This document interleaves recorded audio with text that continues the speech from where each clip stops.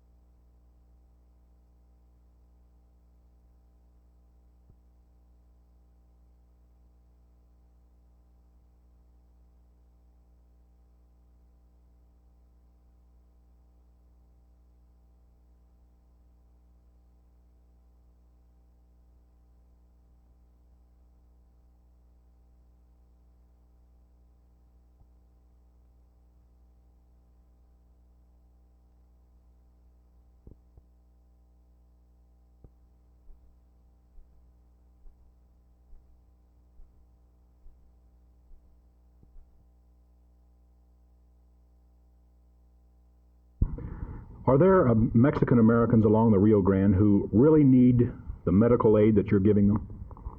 Yes, Mal, there are. There are a number of places on the Texas side as well as on the Mexico side of the Rio Grande River that are in remote places where medical aid does not reach them. Our attempt through our River Ministry program in our state mission work of our Baptist Convention of Texas is to give doctors and nurses and other medically talented people an opportunity to go into these areas and take their talents to reach these people, because, for instance, in the Big Bend area, Presidio northwest toward El Paso, there are places where a car might be 4 hours drive to the nearest doctor. Consequently, a medical mobile clinic facilitated with a doctor and a nurse and medicines that these people seldom see or feel can get to them and set up routine calls where volunteer help can come into these areas and serve them on the Texas side of the river.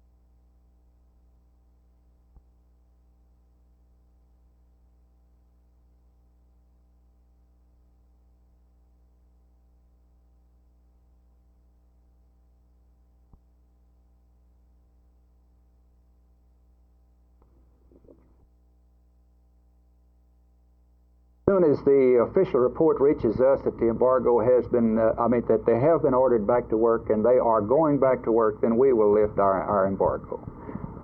This is the first postal strike of this sort in history. Isn't it against the law for postal workers? It is unprecedented. We've never had a thing like this. It is against the law.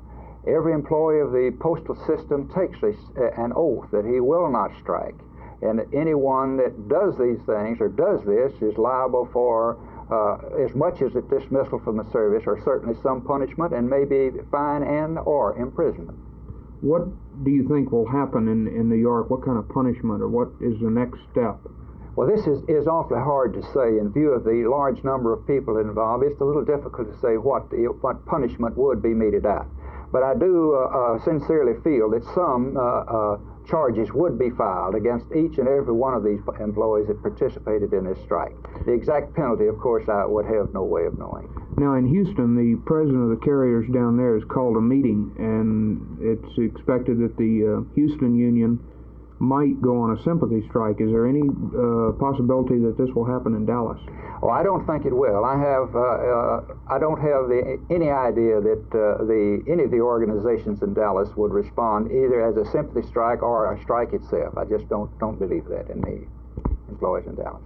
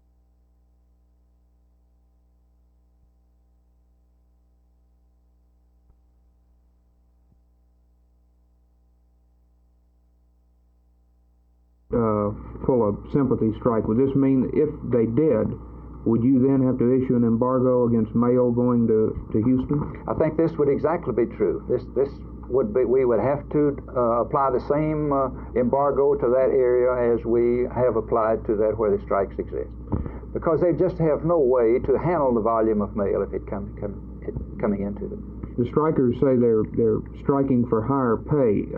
When they become employees of the Postal Department, don't they sign a statement saying they will not strike? Yeah, they certainly do. They sign a no-strike pledge that is a part of the permanent record. And to violate this record, according to our postal laws and regulations, could make them liable for certainly their job as well as possibly imprisonment or fine. Is there any talk in Dallas of Dallas going on strike? No, I have heard no real talk about it. We've given us a lot of thought in coming up with what we think is constructive criticism. Safety is the first thing we're interested in, and so is the airline passenger. So our proposal is that since all traffic starts on a runway, then we, in effect, extend that runway to 10,000 feet at a rapid rate of climb for jet aircraft, more rapid than the small airplanes can climb.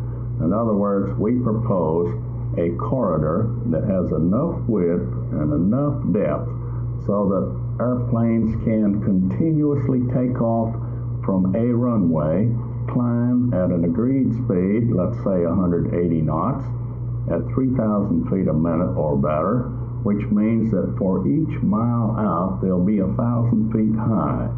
We are beginning the procedure to design what we call a terminal control area for the Dallas Love Field Airport. This terminal control area, regardless of how it is designed, will have to establish some sort of segregation and separation between the high-performance aircraft and the general aviation or lighter aircraft.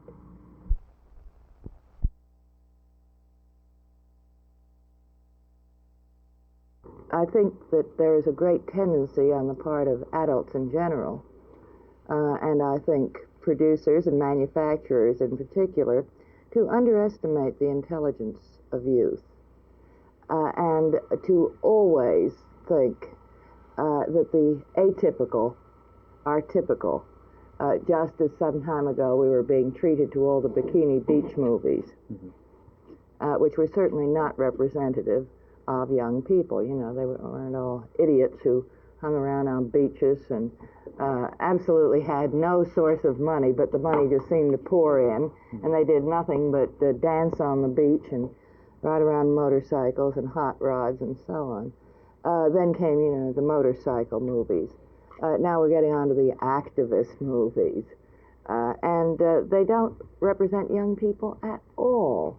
We got this block of youth-oriented movies, and my objection to them is that they're not good movies, and they don't tell young people things that they want to know particularly.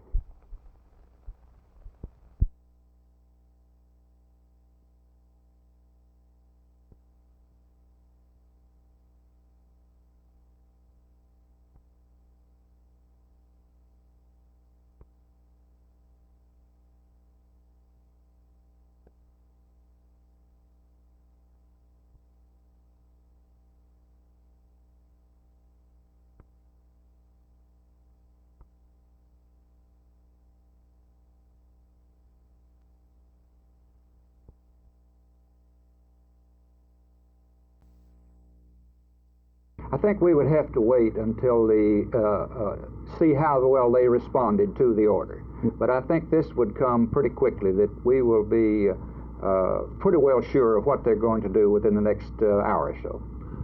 What does your embargo consist of? How does it work? Well, actually, the embargo at the present time is restricted on all types of mail going into, say, metropolitan area of New York, in and around the areas where they're actually striking. This embargo, of course, could be changed a little bit depending on whether there were any other sympathy strikes with the carriers in these areas. There might have been further restrictions. I think the action tonight was in effect suicide for the Community Action Agency, and I will recommend to the Council and to the Commissioner's Court that we proceed as planned. Name the 9 area organizations to represent the overall community sector, and I would ask the people of Dallas to continue sending in the petitions. Some 30,000 have been sent in so far, asking for the dismissal of Ruth Jefferson and Ed Pope.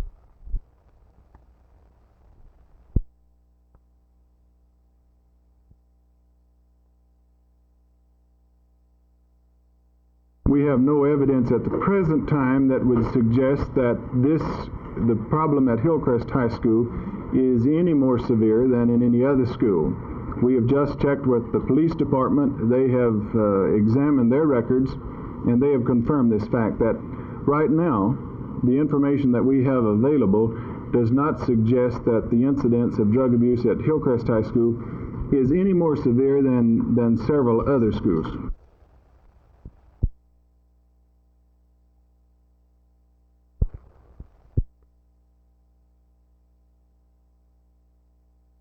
He had one bruise, fairly large size, on his hip. It was black with deep red marks down through the middle of it.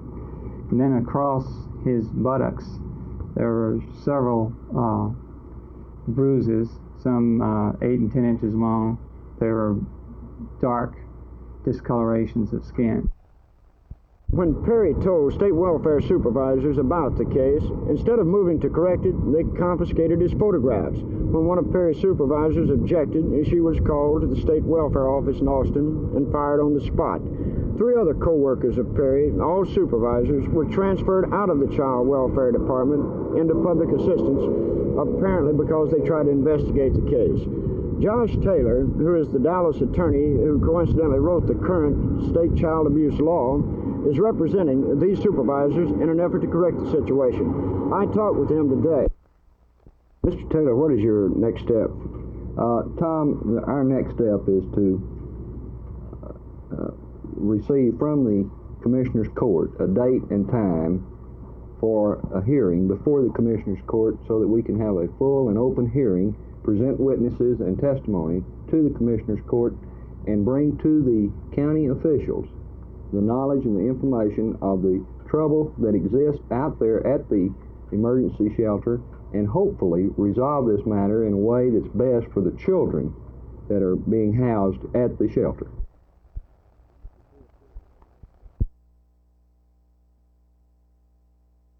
The children who reside at this building just off Harry Hines Boulevard come from broken homes and families, those of them who are lucky enough to even have a home. This is the welfare-run Children's Emergency Shelter, and the story I'm about to tell you about what goes on here is not a pretty story. For months, there have been reports of child abuse at the center, most of it revolving around one worker. One night recently, this worker reportedly whipped 11 children with a belt.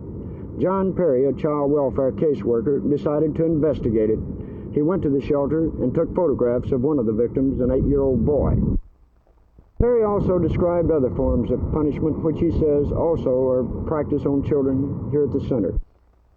Well, we've been getting reports of the children being disciplined with threat of being of receiving a shot, of children being locked in rooms, of a child being threatened with having his arm broke. I think a full-scale investigation is warranted. One story that comes to me involves a Mexican child who was brought into the center here one night. When the child did not respond to the instructions of one of the workers, it reportedly was whipped with a belt. The child, it later was learned, could not speak or understand English. It would appear a full-scale investigation is needed here, and considering the way the State Welfare Department has reacted to the situation in the past, perhaps it would be good if that investigation was conducted by the Dallas County Commissioners Court. This is Tommy Ayers reporting for Channel 8 News. Rather than 19. So again here, that which has been, and they have been working on this, many of them for years. But it isn't only people who go to Canada or people who resist and go to prison, but just generally people right across borders made more fair.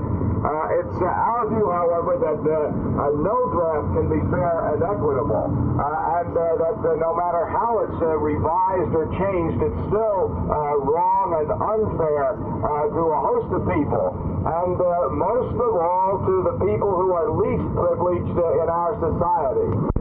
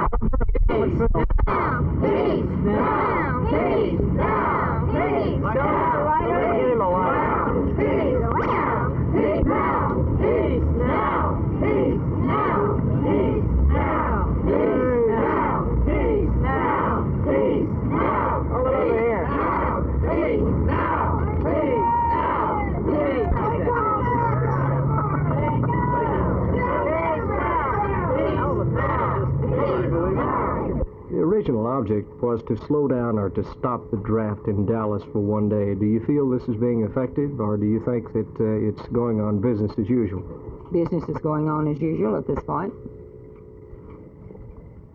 The three commissioners present here in Dallas County Commissioners Court this morning wanted to take the formal action withdrawing support from the War on Poverty, but felt they couldn't do so because they didn't have a full court. Two of the commissioners, Jim Tyson and John Whittington, are out of town on county business and could not be reached. However, Commissioner Mel Price did go ahead and make the formal motion to withdraw support. This motion will simply revoke sponsorship of the county government, and that the regional office of OEO be notified immediately that we do have intent to determine whatever course or direction, new direction can be taken to have an effective and workable solution to the poverty problems in Dallas and Dallas County. And hopefully it can be found through joint sponsorship yet of the city and county through some other route. Dallas City Councilman Jesse Price was also at the Commissioners' meeting this morning. In a few brief informal remarks, he urged the press to point out the kind of people he says are allegedly involved with both the War on Poverty and SNCC. On Monday, County Commissioner Mel Price will again bring up his motion to withdraw support from the War on Poverty. This is Teal Salon from the Dallas County Commissioners Court.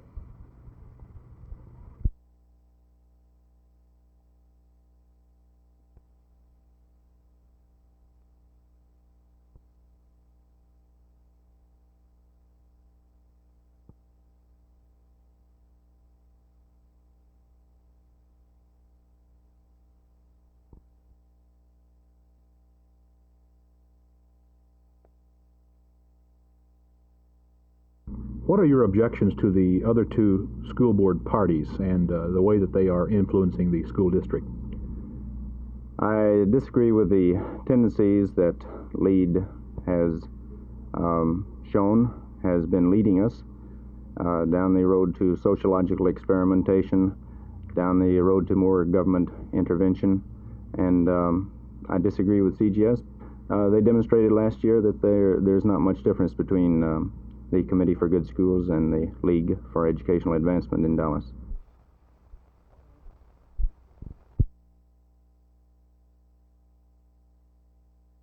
Well, you see, with this particular question, what you have to come up with is consider what has been the known history of black people in this country now, up to now. And what that has been is virtually no knowledge of self. As a matter of fact, I think if there is any single thing that we need to address ourselves to as the root source of the problem, it would be the absence of knowledge of self that has attended black people's time in this country.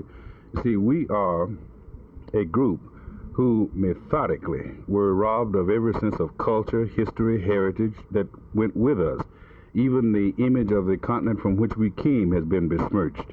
You know, you grew up with, I grew up with the exact same image of historic Africa. We were both taught to think about savages swinging in trees, about witch doctors, voodoo drums, and all this, and all of it cast in deep, dark, exotic jungle, and ironically, the king of all of it was Tarzan. Right. You know, and that doesn't happen to be the case.